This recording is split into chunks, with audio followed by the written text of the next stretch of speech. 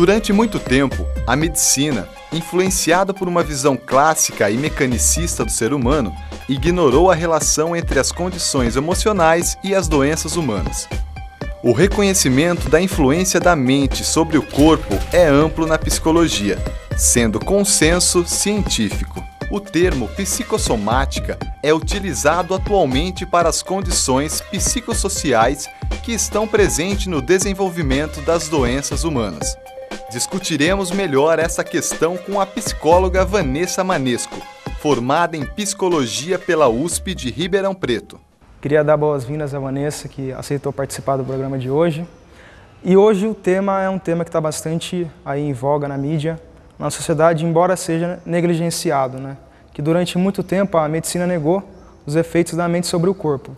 Quando que isso começou a mudar, Vanessa? Um marco em termos da psicossomática é do final da década de 30, mas isso tem raízes lá no Freud, né, em termos do início da psicanálise, quando foi começado a estudar essa influência, né, essa inter-relação entre o corpo e a mente, principalmente com as histéricas, né, que tinham as crises conversivas, então ficavam paralisadas numa certa porção do corpo, e aquilo chamava a atenção da medicina, mas era considerado um fingimento, ou uma frescura, alguma coisa, né, nesse sentido, porque não tinha uma correlação fisiológica, né, daqueles sintomas que elas experimentavam.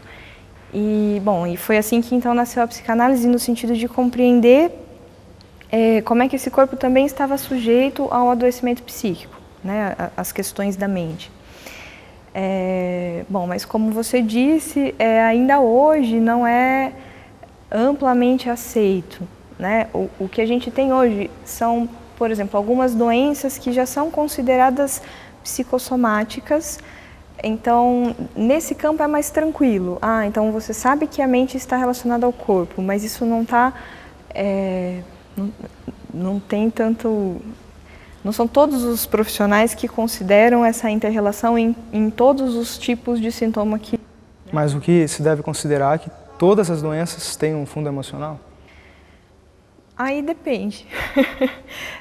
Por exemplo, se você, sei lá, se você tem algumas doenças que você vê uma causalidade muito óbvia com uma questão puramente física. Vamos supor que você seja um corredor, o impacto desse exercício constante de correr vai causar, por exemplo, um desgaste ali ou uma supercalcificação em alguns ossos e tal. Não dá para você dizer que isso seja psicológico, porque está muito relacionado a uma questão, né, ali mecânica específica. Mas o que se pensa hoje em dia é que existem muitas doenças que têm uma etiologia ainda desconhecida ou que são confusas. O paciente faz exame, não dá nada, vai no SUS, não descobre o que era, passa anos sofrendo porque a medicina não consegue dar uma resposta eficaz para isso. Eu fui em um congresso recentemente em que eu escutei uma fala muito bonita. A pessoa que estava apresentando dizia assim: os profissionais, e ele não só colocava os médicos, mas também os psicólogos, não sabem lidar com o sofrimento. Ele dizia isso porque ele estava querendo, né, se remeter ao fato de que quando alguém chega e faz um relato, a gente tem dificuldade de compreender aquele sofrimento enquanto sofrimento. Por exemplo, assim, ele deu um exemplo, que uma senhora tinha dor nas costas, e ela ia para o médico e dizia: eu tenho dor nas costas. E aí o médico fez uma série de exames e não dava nenhuma alteração nos exames. E aí ele dizia: mas a senhora não tem nada? E ela dizia: eu tenho dor nas costas, né? E aí nisso ela foi passando de médico em médico e até que chegou em e ele disse assim: olha, essa dor nas costas é algo com que a senhora vai ter que viver e tal. E ela disse assim: bom, eu já estou acostumada a viver com isso. O meu problema não é a dor nas costas. O meu problema é que ninguém acredita que eu tenho dor nas costas, né? Então, às vezes o médico duvida, né, do que o paciente. Não só médico, outros profissionais também. Então é algo de poder escutar o que a pessoa está dizendo e compreender o que aquilo significa para aquela pessoa. Então, bom, para aquela pessoa existe um sofrimento de ter essa dor. O que pode ser feito, né, em relação a isso? Talvez ela também não espere que aquilo se resolva da noite para o dia, mas ser ouvido, né, ser escutado, ter esse tipo de escuta. Acho que isso é muito importante para a pessoa que busca uma ajuda. E você acha que o SUS está preparado para atender esse tipo de caso? Eu acho que nem o SUS, nem os convênios, porque o que a gente percebe, na verdade, quem trabalha muito com essa questão da inter-relação entre corpo e mente, há muito tempo atrás, assim, há séculos atrás, né, quem trabalha com medicina oriental, medicina chinesa, acupuntura, homeopatia, que são visões holísticas da pessoa. Então, quando você vai fazer um tratamento com profissionais nessa abordagem, isso pode ser pelo SUS, pelo convênio particular, são profissionais que têm já no aparato teórico deles essa prerrogativa de olhar não só para os sintomas físicos, mas olhar para o estado mental da pessoa e compreender isso como um todo. Quando você vai para um especialista, onde for, né, geralmente esse especialista ele vai olhar com o olhar de especialista. Então, se você foi porque você tem um problema no dedo, ele vai olhar para o seu problema no dedo. E aí, nesse sentido, a psicossomática tem crescido ao ponto que os profissionais especialistas conseguem também compreender que existem outros fatores que não só físicos. Hoje em dia se diz que o estilo de vida e a qualidade de vida da pessoa influencia muito no desenvolvimento de uma doença, que fatores genéticos também influenciam, né, numa doença, e fatores estressores psicossociais e culturais também influenciam. Então, essas três fontes de adoecimento, digamos assim, são reconhecidas por muitos profissionais, mas isso é o máximo que a gente tem conseguido, né? E se um paciente ele tem uma doença psicossomática e ele procurar um psicólogo, é possível haver a cura dessa doença através da terapia? Tudo depende de qual é a doença, né, do nível em que ela se encontra, se já está muito agravado ou não.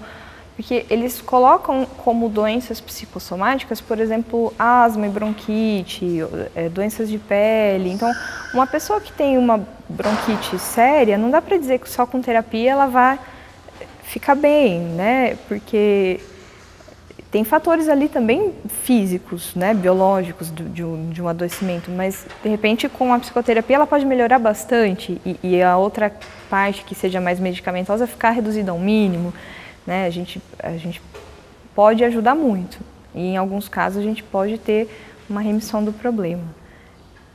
Eu tenho estudado, né, na psicoterapia corporal, que é uma abordagem bioenergética, essa inter-relação entre o corpo e a mente, não só no sentido das doenças, mas no sentido da formação e da construção desse corpo.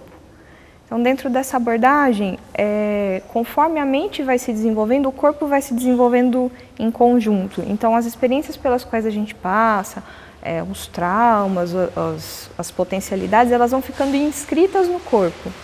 E aí, um adoecimento seria uma expressão disso. Nesse sentido, não dá para a gente dizer sobre tratar uma doença única e exclusivamente, mas a gente vai falar de cuidar da pessoa de maneira geral, né? Então, vai olhar tanto para as condições psicológicas e corporais daquela pessoa e entender como é que isso se dá no contexto de vida dela, né? Quais são as possibilidades daquela pessoa, como é que...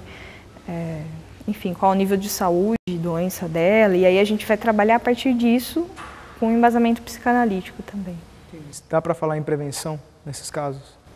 Dá, com certeza, porque a gente está falando do funcionamento da pessoa, né? Então, bom, vamos usar o exemplo do estresse. Se tem uma pessoa que não consegue reconhecer os limites do próprio corpo e vai, né, trabalhando e vai se sobrecarregando, aquela pessoa vai ter um adoecimento, né?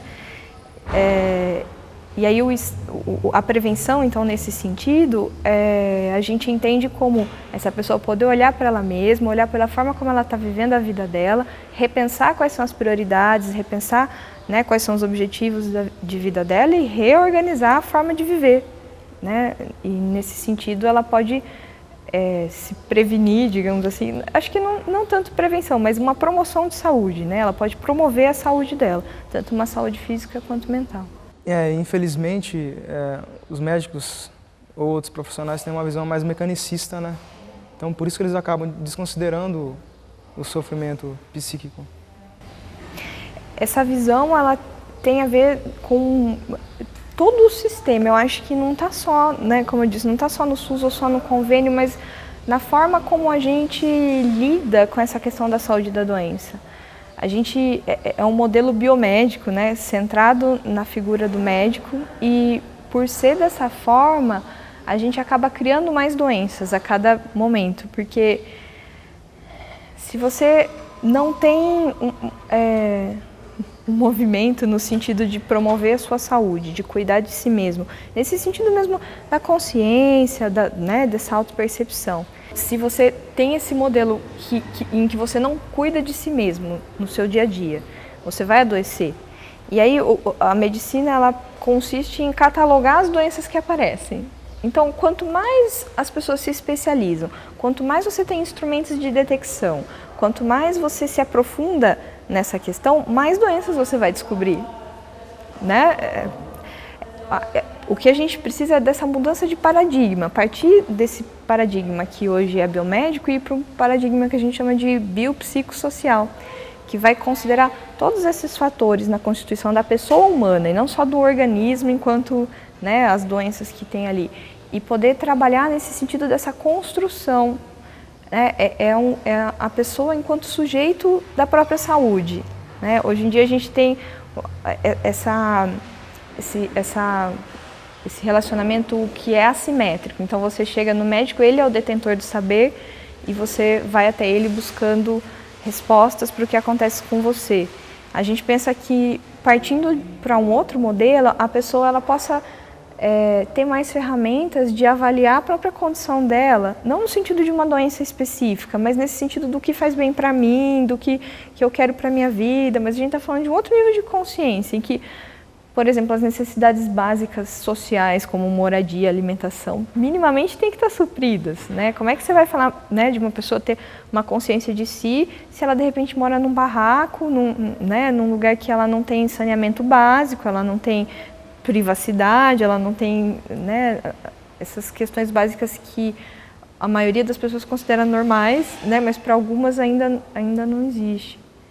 Tem alguns livros de autoajuda que eu já cheguei a ler. Tem umas tabelas, né? Câncer é tal coisa, sei lá, mágoa, tantas outras doenças. Dá pra gente falar que existe um padrão de... Toda vez que alguém tiver câncer é porque tem mágoa. Seria essa a interpretação. Eu acho complicado dizer dessa forma, porque cada um tem uma história, né? E dentro dessa história esse adoecimento vai ocupar um papel. Então é difícil a gente colocar assim, fechar, né? Assim, então, se você tá com problema de pele é porque você tá muito estressado. Toda vez que alguém tem problema de pele tá estressado. Ou toda vez que tem problema no pulmão porque você tá triste, sei lá, né? A gente até, na bioenergética, na psicoterapia corporal, a gente até considera algumas partes do corpo como mais relacionadas a algumas emoções, mas não tem essa rigidez de dizer, então, sempre que aqui é isso, sempre que ali é aquilo. Porque cada um se constitui de uma forma. Obrigado, viu, Vanessa?